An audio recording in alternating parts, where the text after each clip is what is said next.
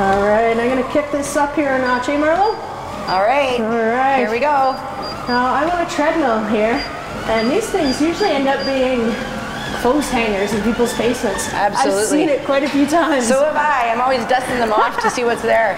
Now, people that go biking and cycling and running and things like that in the summertime, Yeah. they usually kind of end up not really doing too much in the winter. That's right. What can they do? Well, I mean, the good news is that there are facilities in town that have cycles and have treadmills. Yep. But if you have a bike or a treadmill at home, what I'd suggest is that you take the sweatshirts off, dust it off, and get on it.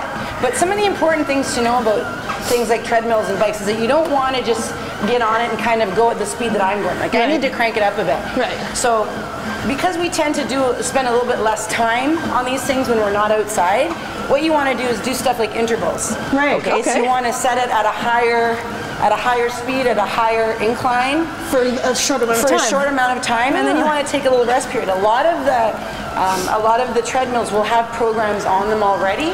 Okay. That you can just do an interval. You can do an interval workout, and it'll have it all set up for you, and then you just go at the level that you're comfortable at. Okay. And as far as bikes go, a lot of people have bikes in their basements as well, right? And what you do is you just change the tension on it, and then that will affect your workout, and you'll get your heart rate up. You can stand up on it, go a little bit harder, like you're going up a hill, increase the tension, come back down. All those things will change the effect of the workout so that you're actually getting So it's about getting your heart rate up. Getting your heart rate up. You got to get moving in the winter because it's easy to just sit on the couch, right? So Did a lot of that. Got to keep her going. Especially in this cold, frigid temperatures. If you wait too long, then you come back and it's so much harder to get back into it, right? That's right. So staying consistent throughout the year.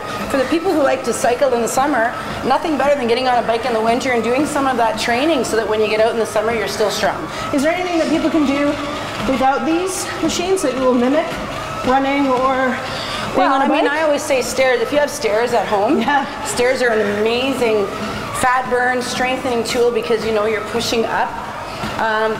It's kind of hard to mimic cycling, but you can certainly do all kinds of things like skipping. Skipping is a fantastic cardio conditioning exercise, one of the top. And $5 you get a rope and you've got it forever.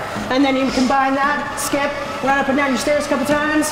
All kinds of stuff. Yeah. You don't need to have, the reality is you don't have to have a gym. You can be at home, if you're snowed in, there's no excuses. There's no excuses. No excuses in 2014. Right.